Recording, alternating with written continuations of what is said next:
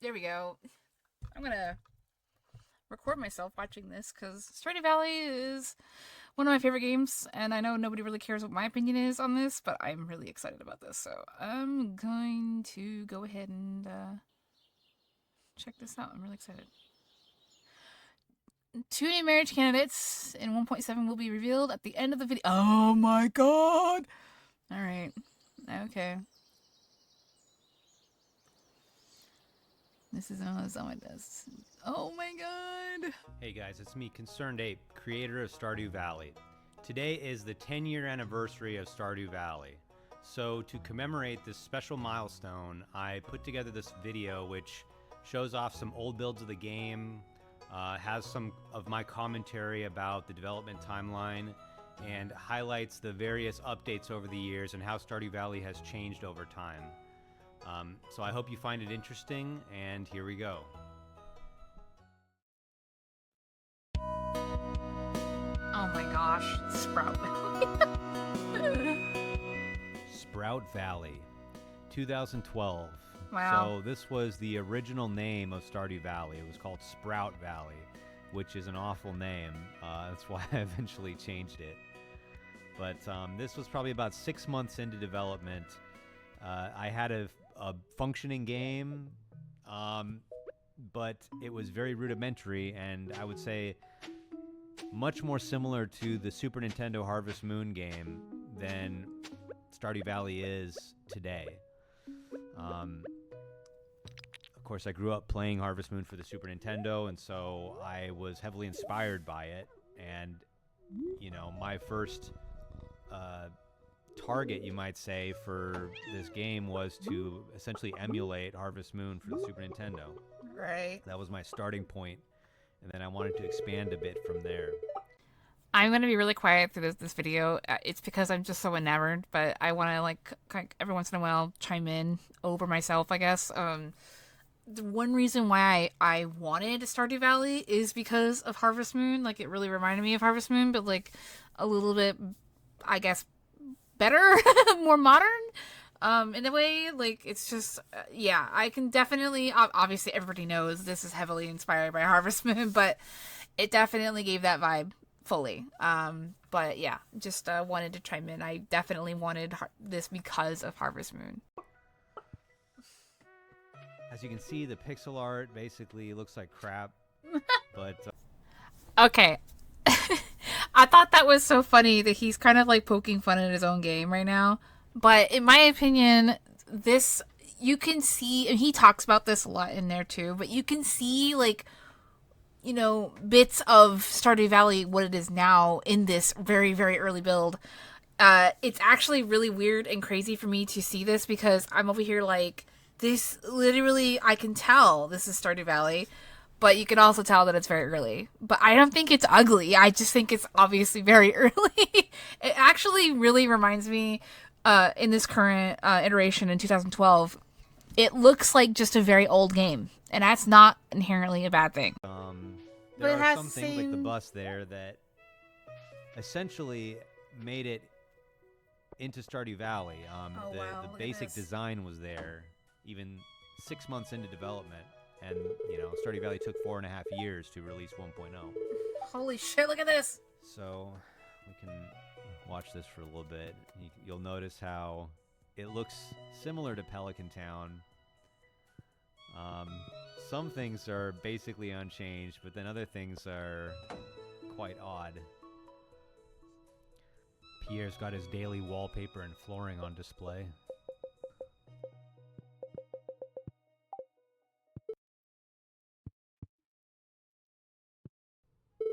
Those portraits are kind of hideous. Sometimes I wonder, you know, if I had just released this game after 6 months, where would I be right now? Somehow I don't think that the game would have taken off. This is crazy. Oh, look at Clint. But, you know, this was like a part of essentially a training process for me. It was my education on being a game developer. I do think there's something special about the naive perspective of a beginner. It's untarnished, it's fresh, it's primal, and you can't really recapture that once you have experience. There's the original Gunther. Green hair in the sprite, brown hair in the portrait. I don't know what I was thinking. And the character movement speed is insane. I'm sure you guys would love that in Stardew Valley. Okay, honestly, I think that there is a mod. I'm pretty sure that the one main mod a lot of people definitely use. I think you can actually increase the speed that you walk. And I gotta admit, although it seems nice, in my opinion, I actually do like our current walk speed. I think it is like, this is just obviously just completely my opinion, but I think that it's very balanced and it's actually, it works out very well for the game's like feel and speed of the game. I actually don't think I would like it if it was this fast, if I'm being honest.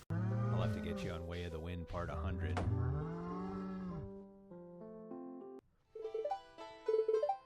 Alright, let's show you the old mines real quick. Wow. The mines are the one layout. of the areas of Stardew that have gone under a lot of changes, probably the most changes of any, at least gameplay element. The layout is very similar to what it is now. However, some concepts have been there from the very beginning, like slimes. Slimes have always been there. Ladders down have always been there in one way or another.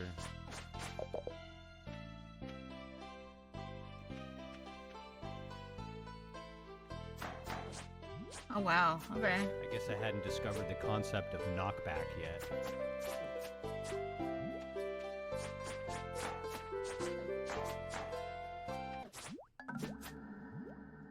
The death sound has always been there. Alright, well, I think that's enough for Sprout Valley. So let's go ahead and jump to the next earliest build that I have. Why are all the cats so here we have a build from 2013. I've probably been working on Stardew for maybe a little over a year at this point. And it's radically different from that previous build that I showed you. We're actually starting to see some things that look like Stardew Valley here. And I think at this point I was calling it Stardew Valley. However, things are kind of odd. The way the farmer looks is weird. The way he's running around is kind of weird. The colors are now more saturated, which is true to form, but yet that exact shade of Stardew Valley yellow dirt hasn't quite been established yet. But yeah, this version of Stardew Valley was basically more of like a sandbox idea. In this iteration, this was like the weirdest time for the game. I feel like it's like the Stardew Valley hit puberty here. But so you would like actually buy animals and buildings from your in-game menu rather than go to Robin. And there was that farm map you just saw. Like that was pretty cool, actually, that farm map. Now you guys are going to be mad at me that that's not in Stardew Valley anymore. I can confidently say that I am not mad. I actually really like how the main UI is now in comparison, especially to this. I like that we have to actually go and get things from people, like purchase like the animals or crops or whatever. I actually prefer that. I think that is really nice. The map thing is not really something that's a game changer for me. It's so funny because, I mean, obviously when you're new to the game, it's going to be a little different. But now that I've been playing it for so long, in so many years, I know the map really well, so I don't really care that there's a map or not in the game, I guess, like a mini map or a map in this UI menu. I don't really personally care. So for me, I'm not angry about this. But yeah, it was a little bit more of a simulation concept, I guess, than an RPG.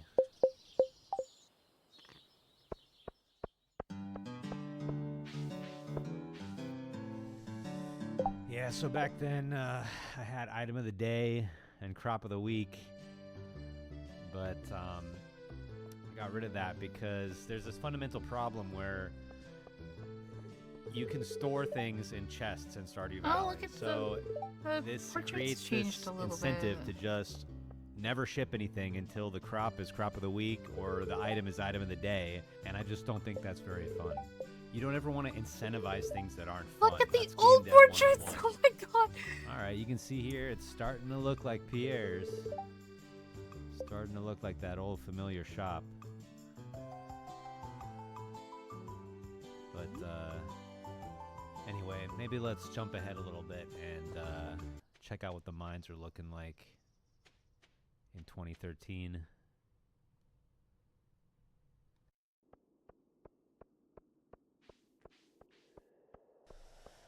So this was the era of the procedurally generated mines. My idea was I wanted the mines to be like Terraria, but, you know, top down instead of side scrolling. And it was you had these big procedurally generated levels, and you mined into the walls and uncovered ores and secrets within the walls.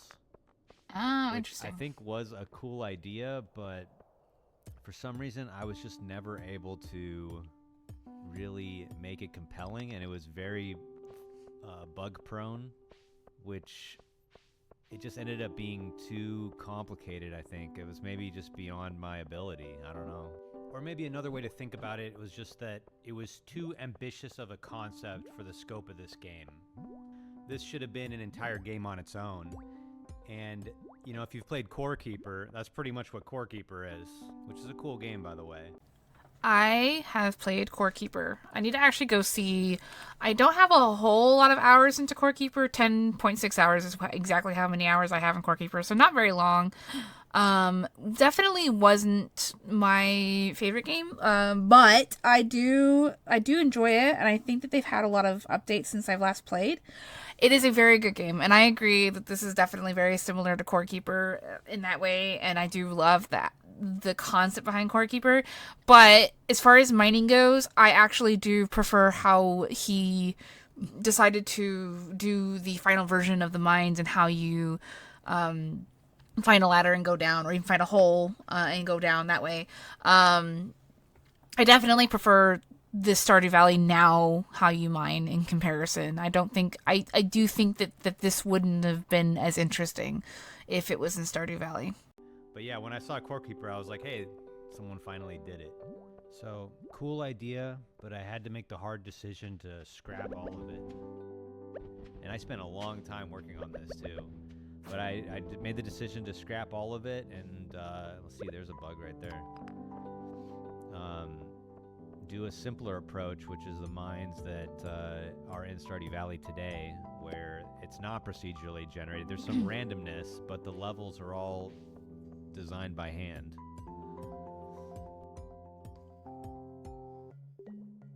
Here we have a goblin village, an underground goblin village. All this content completely scrapped from the game.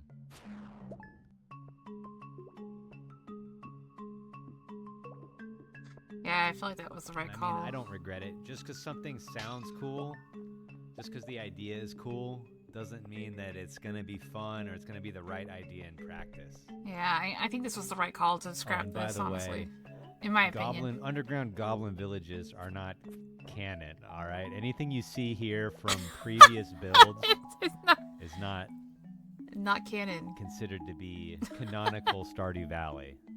All right, let's move on to yet another more recent version. So this one's from sometime in 2014. This was the title screen at that time. I mean, it's kind of glitching out, but it had these weird buttons on the side. And then when you loaded the game, there was this loading screen, which was kind of reminiscent of like The Sims. But I mean, it doesn't look too much different than the last build, but you start to see some more Stardew Valley things come into place, like the what we call the daytime money box in the upper right is there. Oh yeah, look at that. Willie's shop is basically Energy, looking like it always does. the We now have the community center in the game, and it looks essentially exactly the same as it does now. Yeah. Not sure why there's this ugly yellow color, this ugly yellow filter over the entire screen. You'll notice Clint was a little less doughy back then. And Doja Mart was not yet in town. Hat Mouse wasn't a thing yet. Nope, but you can. Yeah. And the inside of the farmhouse was like very static. I don't even think you could move any of the furniture, which allowed me to have the pixel art look kind of nice with some shading and stuff. But I mean, I think it's important that you can decorate your house. People love that. Oh my god.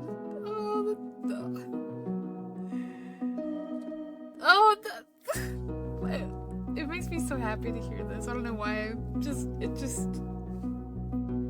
Aww. So this is from August 2015, which is only about a half year from launch. But still, there are a ton of things that are like not finished yet. So this shows just how much Stardew Valley kind of came together at the last moment. The farmhouse still has this weird protuberance. Protuberance, is that a word? This weird thing, this nose sticking out right next to the door. I don't know what I was thinking there. But obviously I got rid of that at some point.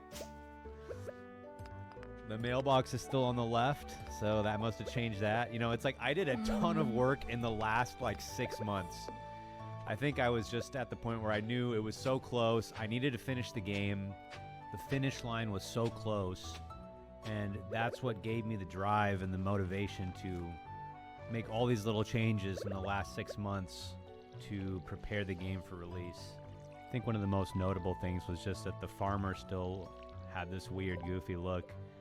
This is not what the farmer looks like in Stardew Valley, so that was like a last-minute change, which I'm really glad about because I don't really like the way this looks. Looks kind of stiff, kind of like a Pinocchio or something.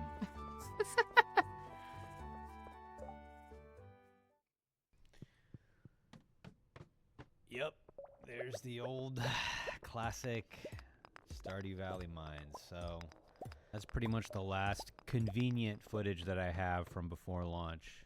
I do want to give a shout out to my 2 beta testers, Bexy and Siri, who helped me find a ton of bugs in the game.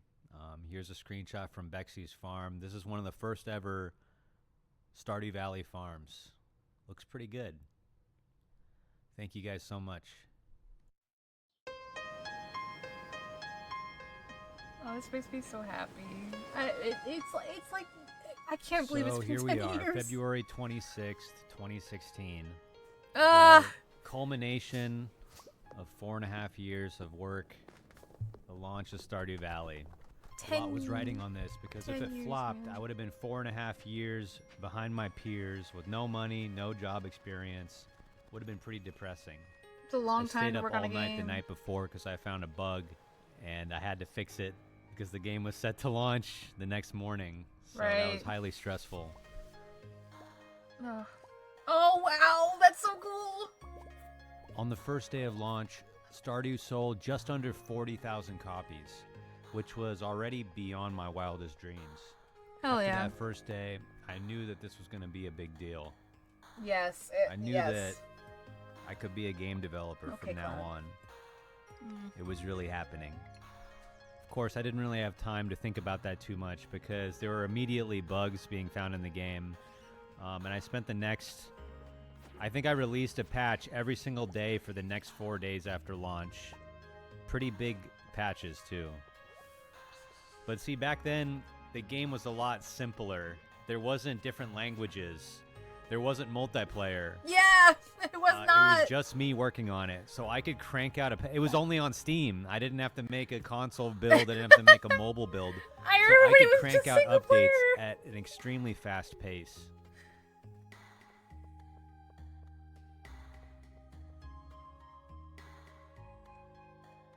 I spent the rest of that spring fixing every bug that people found and trying to add meaningful improvements to the game with each patch. I was releasing patches pretty rapidly. Some notable examples were Grandpa's Shrine and his evaluation. Yeah. When the game first came out, Grandpa was extremely harsh. Yes, he And was. he was almost a little bit rude. Yeah. You know, if you didn't do a good job, he would say, "Man, I should have bequeathed the farm to my other grandkid." And there was no way to reevaluate. If you didn't get, the 4 spirit candles the first time, forget about it. Right. So I softened that, and I also added in the way that you can, have them come back and reevaluate. Here's another example. On March 20th, I added unique dialogues for all the spouses. So I don't remember this, but apparently before then, every single spouse had identical dialogue, and people still complain about this. But there's been a ton of work on the spouses over the years. And it just goes to show that, even though Stardew Valley was launched, in my mind, it was not its ultimate form. That's why I kept making updates. That's why I, essentially, as soon as these bug fix patches were out of the way, I immediately started working on the 1.1 update, which is the first major content update. Yes. Yeah. So I'll just briefly go over the new farm updates. types. If you want to see everything that's been added to Stardew Valley, I recommend going to the version history page on the Stardew Valley wiki. But the 1.1 update added 4 new farm types and kind of established the tradition of every update adding new farm types. Yes. It became predictable. Notably, it added Shane and Emily as marriage candidates, which you, the community, voted on a poll that I put on Twitter. 1.2 just added new languages to the game. It wasn't really a content update. I hadn't yet established the tradition of 1.x updates always being major content updates. Wow, stop.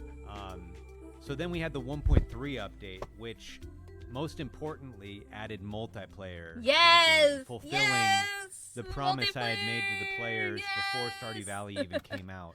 Yes! 1.3 also added the winter night market and a few other things. Yes!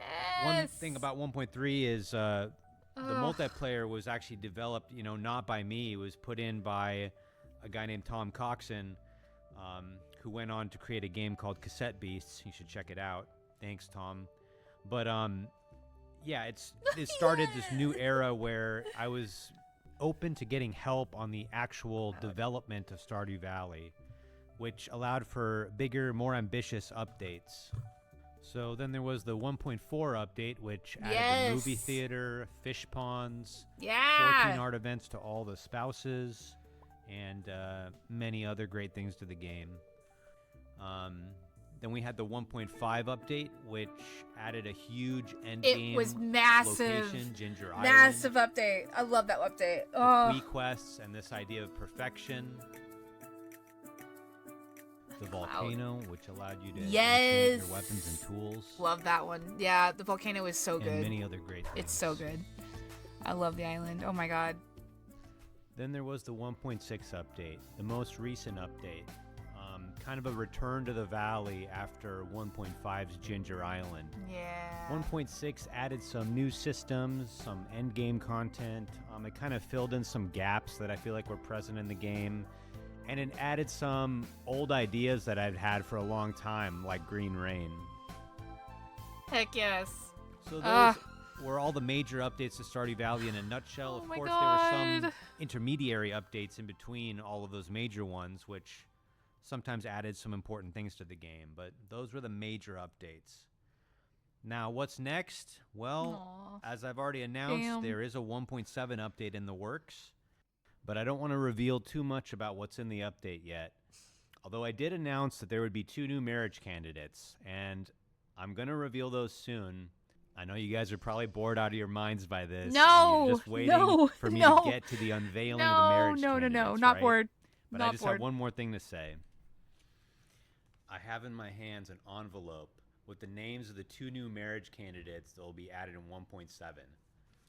But before I open that up and reveal the names to you, I just wanted to say thank you so much for supporting Stardew Valley over the past 10 years.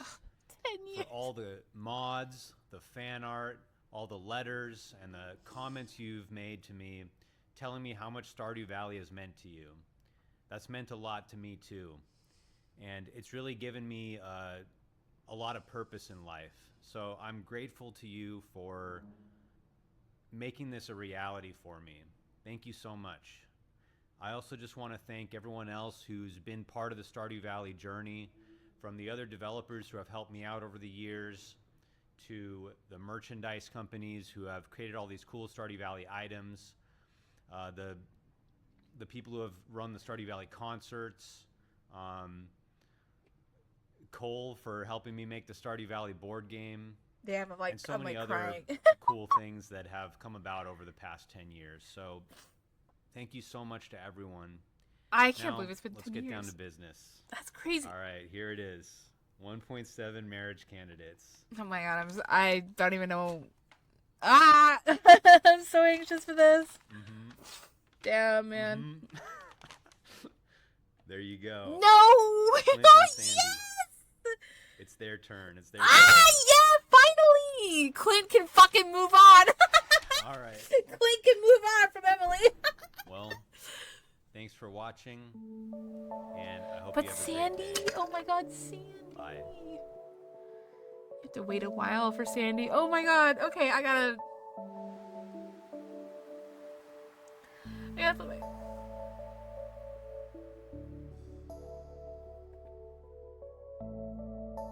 So, oh my god, I'm crying because Stardew Valley is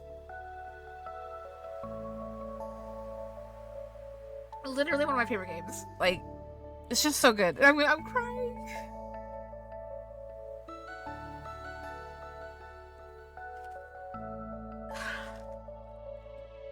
Stardew Valley has been there for me through a lot of really like challenging times in my life, and it I can't believe it's been 10 years. That's crazy. 10 years. I've played Stardew Valley with close friends of mine. You know, I had a particular person that I played Stardew Valley with basically all the time. Like, we would play all the time together.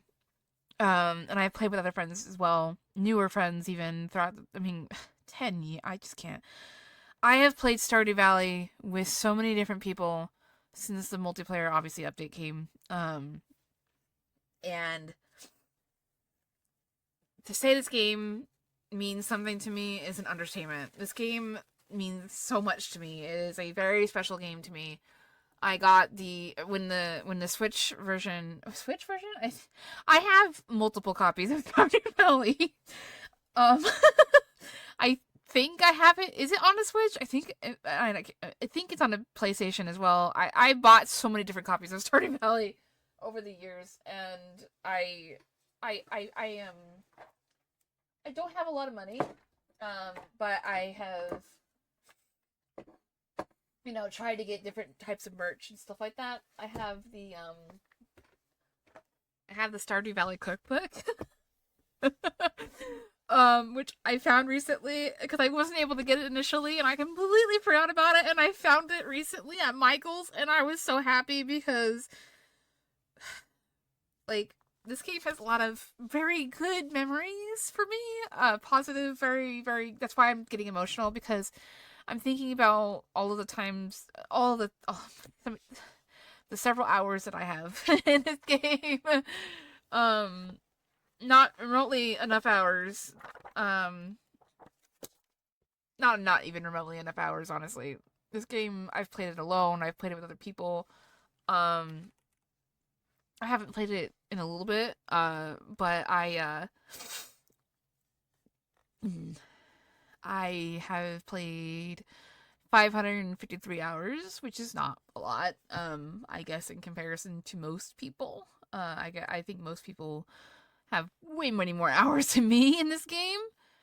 Uh, I do think I have possibly the most amongst my friends. I'm not really sure. Most people have under 100 that I have on my friends list. I can tell you that. Most people have under 100. Um, but I have so many hours. The next person that has the next closest many hours as I do is 349 hours. So I guess amongst my friends, I have the most hours in Stardew Valley.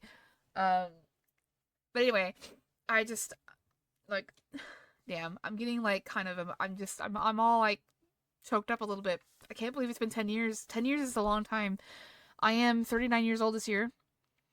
So that brings me back 10 years ago. It's hard to even fathom.